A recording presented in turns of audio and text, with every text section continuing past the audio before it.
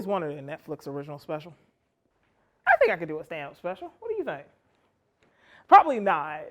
You know, I don't actually see myself as a comedian anytime soon. I do think I'm funny, but, you know, some of that is genuine and some of that's a trauma response. Although I am learning from other comedians that those are, you know, typically the same thing in a lot of cases. So my birthday is on Monday. I'm recording this on Friday. I'll be 34. My birthday is at the beginning of the year. So like a lot of people born at, you know, late December, early January, I take this as an excuse to be reflective. So I'm trying to suggest to you that I would normally be this reflective had there not been an attempt at a coup physically this time, just a couple days ago. And like, the pressure of an artist is that they want to say the right thing, right? They're like, this is the time. This is when you need me. I have the articulation you're looking for. I know how to put into words the thing you're feeling, the thing we're all feeling, and with my words, the art, the talent, the skill, the thing I've been practicing since I knew what art was at 9 years old, these unprecedented times, this is the time I'm supposed to have something smart to say.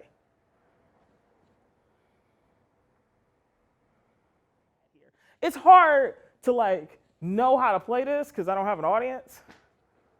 So excuse me if I feel like if it seems like I'm doing too much here.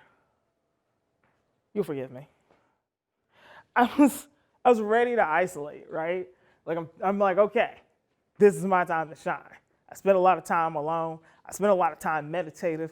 I spent a lot of time thinking. I got time to think now. There's nothing but time, as Rod Serling once wrote. Actually, I don't know that he wrote that episode. He probably wrote that episode. He was a dark man. I love Rod Serling. Anywho, there was nothing but time now. And then there was another thought that popped into my head when I said that to myself, which was, sure, but that's for you. You who like to be alone, you who likes to be with one's thoughts and think big picture and overanalyze and be the artist, right? Always interpreting, always seeing, always knowing, always flipping things around and turning it on its head. You fucking enjoy that, Jasmine. Not everyone does. And when confronted, not with a choice, but with a command to stop. I knew back in March that was not going to turn out well. I didn't know how not well that was going to turn out, but there is no benefit in being a Cassandra, right? Like that's the whole point of the fucking myth is that Cassandra could see shit coming and it didn't fucking matter. So I don't want it to make it sound like I'm some sort of oracle, right? No, I know it's patterns. And I spend a lot of time alone and I like to think. And so you see patterns. You start following certain journalists. You read certain publications. You start to amass knowledge so that we can understand this thing that is happening to us without our consent.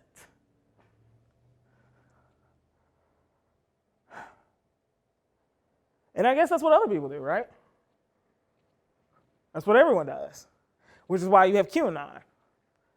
See, I was a nerd, so I was paying attention in class when they told you about primary sources and secondary sources and tertiary sources, and like how to detect whether or not something was legitimate or whether it was QAnon.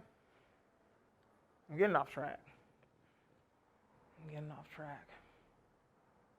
Because I want to say something smart, right? Like I want to say the thing that will unlock this absurdity.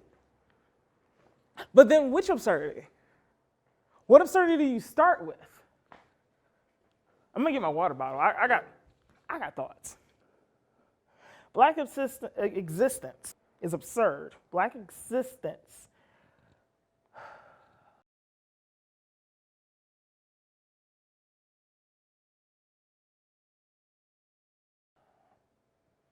Black existence is absurd.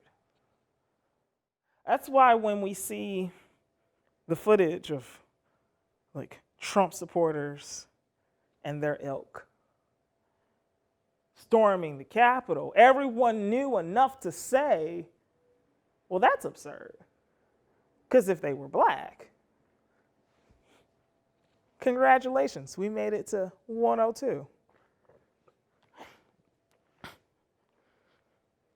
There's a doctorate program, but we made it past 101. But then what else do you say when you see that happening, right? Because it's so blatant, right? It's so flagrant. It's like in our face for once. But then like at the same time, because I'm black and I've existed in this country, I know that when white America sneezes, black America catches the cold. I know when white America wows the fuck out, black America is the one that suffers. It's funny because it actually kind of works in reverse too. But anytime we fought for like any sort of liberation or rebelled against, the things that dehumanized us, every time we've done that, the rest of the culture benefited. Civil rights laws, Stonewall. We do things for our protection, Stacey Abrams. We do things for our protection, our survival. And everyone wins. I'm resisting the urge to overanalyze things like tribalism amongst people. Fuck you. Whether or not Facebook has an influence on what, fuck you. Hey, are we a more divided? Fuck you. I don't care. I don't care. Because we keep making the same mistakes, right? There's a version of this story that existed 100 years ago. There's a version of this story that existed 2,000 years ago. There's a version of this story that has existed since there was more than two people on the planet at the same fucking time. And so you start to think that this all feels inevitable. So then why are you standing here alone talking to a camera by yourself about it? If it's all so fucking inevitable, right? The absurdity. Okay, so let's talk about the absurdity. So Donald Rumsfeld one time said that there were known knowns and known unknowns and then unknown unknowns. And while that was funny, he wasn't wrong. In fact, I kind of like how reductive it is. For instance, visible light, hello, how you're able to see me right now. Visible light, in a reductive way, is made up of wavelengths. There is what we can see, and represented as colors, that would be Roy G. Biv, right, starting at red, ending at violet. But then there's infrared and ultraviolet. So these are wavelengths that exist right outside our visible spectrum. And then beyond that, we know because of technology and advancements we have made over the existence of humanity that there are ways beyond that. That there's a visible spectrum, known knowns. There are known unknowns. We don't know what ultraviolet looks like to our naked eye, but we have a general understanding because we have tools to measure it. And there are things beyond that that we're also able to measure that are not visible to us. But then, because we've made enough of these advancements, we know there are things beyond that that we haven't measured yet. Unknown unknowns. put it another way. So you got two dimensions, right? When you're talking about a two-dimensional object, you're talking about length and you're talking about width.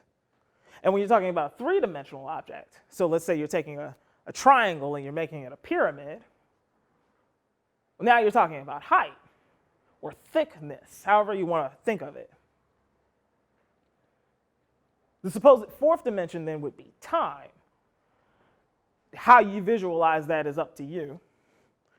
But time would be the next thing. And beyond that, well, now you're getting into some real theoretical space science. So there's a reality that I live in, right? And then there's the absurdity. That's what I call that thing, that unknown of the existence that I'm in, that I find myself in continuously. That is an unknown. That is the absurdity. The absurdity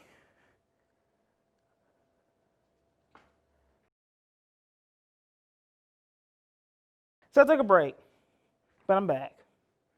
Because I want to get to this thing. I feel this desperate need to say something smart, but I'm not going to say something smart. I'm going to just say something to myself. And you guys are going to watch, because I'm an artist, and that's the contract that we have socially. The reality. The unreality, the absurd, of course, is the fact that I have this need to say anything at all because I live in a country that won't take the simplest of pandemics seriously. I've got one friend who just basically won't leave her house, can't leave her house for a multitude of complex reasons. I've got other friends that want to pick me up maskless because they trust me.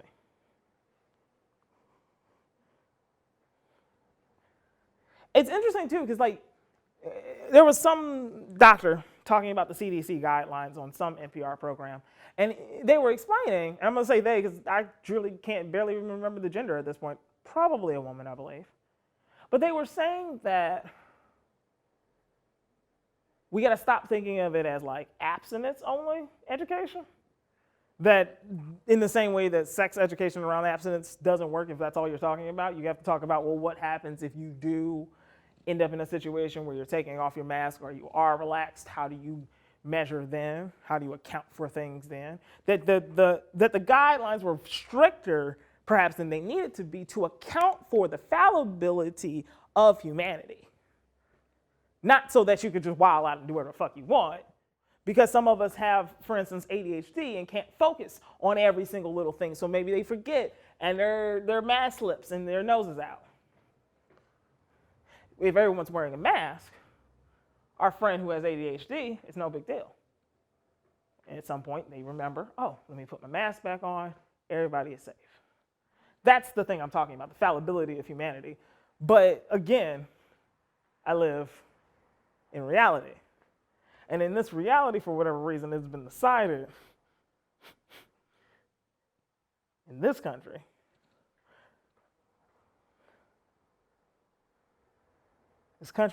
that is obsessed with authority and work, that has bastardized parts of the Bible and purposes of it solely to validate pushing people to work more. It goes against all the science we've studied. It goes against all the social norms we have watched in other cultures. It goes against everything historically we have learned about how we actually should behave as human beings, that the work week we have designed in our country is just unrealistic, let alone toxic. And we're so married to it. It's truly the fabric of our nation. And so when you pull at that thread, that one thread, it all comes apart. Because if you pull at that thread, then you got to pull at the thread of authority. And who was it to even decide we needed to work this hard? Since it seems to me I'm doing just fine remotely. So you pull at that thread and you pull at authority. You pull at authority, and authority shoots one more black person. And you have to live in the absurdity of being black and shot for doing nothing, and then watching people in comment sections and on TV and in the street and in your fucking Uber trying to explain to you why it's okay to be shot in your goddamn bed, even though you know logically that makes no goddamn sense. But we can always find a way because we don't want to disrupt the norms, because we don't want to disrupt the authority, because we've built our relationship to everything we understand about ourselves in this fucking country on authority. Who has it? And the ultimate authority from above, of course, who gets to interpret it. Fuck what the facts say. Fuck what the proof says. Fuck what the works say. This is just what we're doing. And so as an artist, you just feel compelled to say fucking something. But I'm not going to do that. I'm not going to do it. I am going to do this for me. Because at the end of the day, who else can I do this for? I don't even know if anybody's going to actually watch this. No one's watching me now. I could tap dance. I can't because I'm not wearing shoes. But I could because no one could watch me. In fact, I may have tap danced now and you don't even know it. I might have just cut. Did I cut? Did I cut? Did I cut? You can't tell. Anyway. I'll be 34 on Monday. I feel pretty good about it, honestly. I'm sensing that thing that I've heard other people talk about when they hit their 30s and they're like, yeah, oh, I'm a person. I know what I'm doing. You know, you've honed in the skill of like filtering in what makes sense and what doesn't. And so like you're learning to like progressively love yourself or trust yourself. It's been expedited for me a little bit, though, because, again, I had always been something of a loner, so I've always been sort of kind of independent. And when I noticed that the country wasn't going to, like, you know, mandate wearing a mask, or even really put forth any effort to convince people to do so, I was like, okay, I'll start wearing a mask. I don't give a fuck what anybody does. I'm going to start wearing a goddamn mask. I'm going to start taking care of myself. Because maybe the authority is wrong. And that's really the thing. I guess I really just want to reflect on being 33, because like maybe the authority is wrong. I knew the authority was wrong. We've always known the authority is wrong. That's not a revelation. The revelation is that I was right about myself. I can't talk about everybody else. I don't know what the fuck everybody else is on. But I know for me, the things that I thought were true about myself turned out to be true. The things I knew I needed were things I actually fucking needed. I needed rest. I need not to work a 40-hour work week. I'm not lazy. I'm shooting this motherfucker by myself. It's high production value too. Because I'm not lazy. I'm just human. And somehow the Industrial Revolution, the thing that just happened to us, if you look at the expansion of time and history, that thing is the thing we're basing everything around right now, even though it's already wildly out of date thanks to technology and totally unnecessary.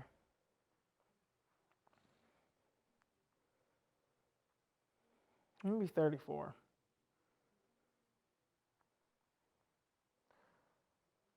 I'm learning to breathe. I'm learning to be patient. I'm learning that I have a relationship to anger that I'm not particularly thrilled with. Mostly because I don't know where to put it. And while I had other techniques of managing it, those techniques are, being thrown out the window by the expedited timeline of chaos that has been the last year. Tuesday, today is Friday, my birthday's Monday. Tuesday was, what are we calling it? Was it an insurrection? A coup? A protest? Domestic terrorism? There's a woke side they call it woke book, but usually in a negatory way. I don't mean it in a negatory way, but it's the people who are on leftist sides thinking hard about these concepts, and they're trying to get us away from the idea of calling it domestic terrorism, as I understand the argument, because that title then means that it can trickle down to any sort of thing in their pursuit to capture the terrorists. Sort of in the same way that, like, we threw all our personal safety and liberties in order to catch the terrorists after 9/11. But I'm sorry, domestic terrorism is the word. What people do with it, I mean, again, we live in the absurdity. What else are they gonna fucking do with it but bastardize it? That happened on Tuesday. And on Wednesday, we all went back to work. And like, again, I'm not saying that because, oh my God, did you think about it? You're not stupid. And I'm really not even really talking to you. I'm talking to myself, or I'm talking to God. I don't know. No, we went back to work. But then we went back to work after Sandy Hook. We went back to work the next day. I guess because nobody died. Like, the domestic terrorist died. But, like, you know, a senator didn't die. Although, it's funny because in 2018, a lot of, like, Democratic members of Congress started receiving mysterious packages. I'll link the article somewhere, maybe. No, you got Google, you'll find it. They started receiving mysterious packages. Maxine Waters was one of them. That'll help your Google search. And I thought it was fascinating, the tepid response they gave. Maxine Waters was maybe the only one that was like, what the fuck is going on? Why are all the people that are speaking out against Trump getting mysterious packages like this? Maybe we should do something. But most folks kept asking for civility. And I think that's the real revelation that I'm dealing with right now. I'm dealing with, like, the absurdity of my existence on this fucking planet, where you can idolize black women in one breath and demonize them in the same goddamn breath. And now I'm watching another absurdity unfold, an absurdity, again, I was not unaware of. It's just been concentrated recently. I'm watching the absurdity of all these members of Congress coming back after the Capitol has been taken over in a way that was so fucking simple that if it was done in a Hollywood film, you'd call bullshit.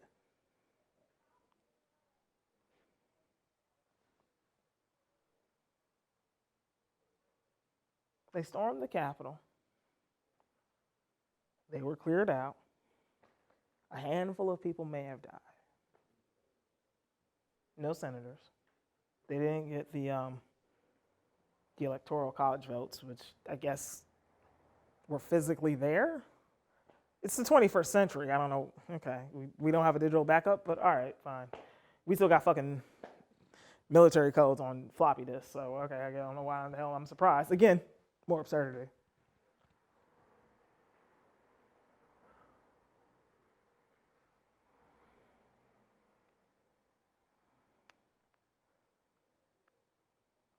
There's nothing to say. I guess that's why I'm having such a hard time talking, because there's just nothing to say. There is this unknown, right? The absurdity is the unknown. It's beyond ultraviolet. It's beyond fourth dimension. It is beyond the event horizon. There's just this absurdity to our real life. There's a collective understanding of what we agree on. This is red, this is blue, that is hot, and this is cold. And then there's our own personal experience and perspective of reality. Does your red look like my red? Who knows?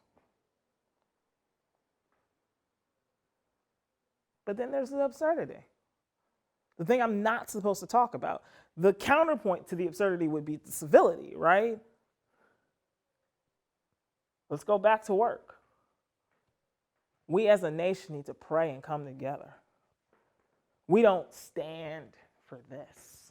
That's not who we are. So let's get back to work and show them who we are. Bitch, I'm a human being who needs to grieve. That's who I am.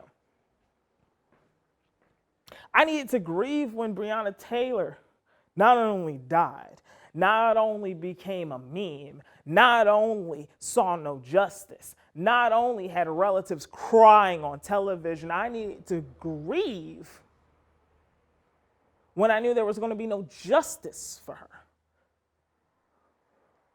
Because I'm a human being and I don't just fucking work.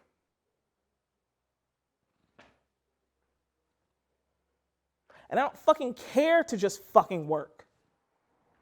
See, when I want to work, I'll hook my own self up and I'll turn on my own camera and I'll turn on my own light and I will record myself.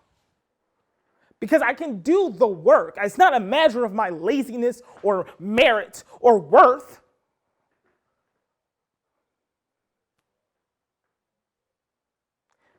Why is the conversation not around the fact that you will not mourn? This country will not mourn. It refuses to stop long enough to mourn. I'm not even saying find a fucking solution. I'm not saying defund the police right now. I say that at other times.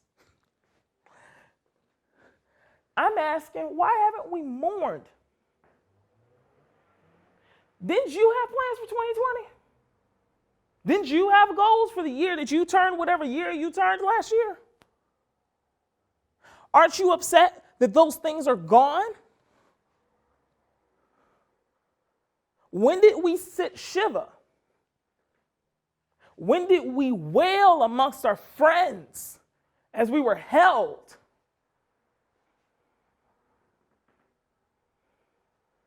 When did we make a memorial? When did we hold hands and come together? Why is this the insistence on skipping that step of humanity so that we can go back to work? Why is it civil not to cry in public?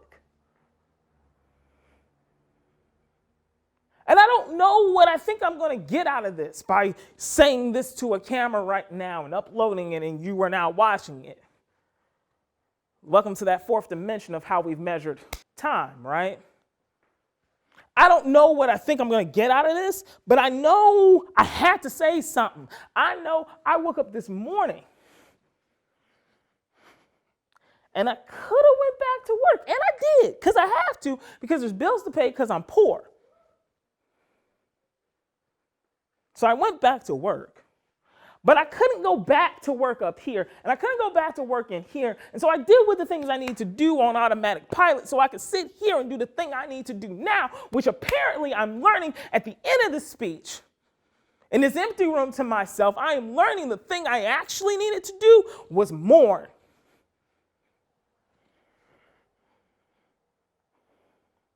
That explains a lot, actually. Explains why I couldn't find the words up until now. It explains why I couldn't.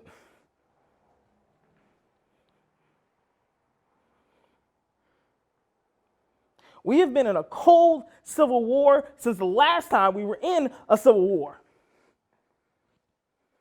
And my existence is 2 and 3 generations removed from that initial civil war stopping and this new cold civil war starting. And all these little skirmishes along the way of Jim Crow and the civil rights movement and everything that has happened along the way to now has just been flare-ups in a war that we won't say is actually happening. It's just a cold war. We have somehow decided on negative peace and civility. And we will not mourn. We will not tap into the emotion. We won't even stop long enough to say, well, goddamn, Tuesday was a mess, wasn't it? No, we already have the pundits on CNN, so they're handling that. And Congress met, and they're handling that. And so I guess everything's handled. We can go back to work. I need to cry. I'm having panic attacks. My niece will cough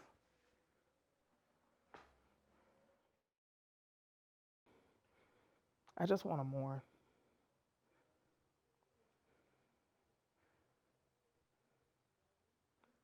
And instead, I live in this absurdity. Instead, I'm stuck here.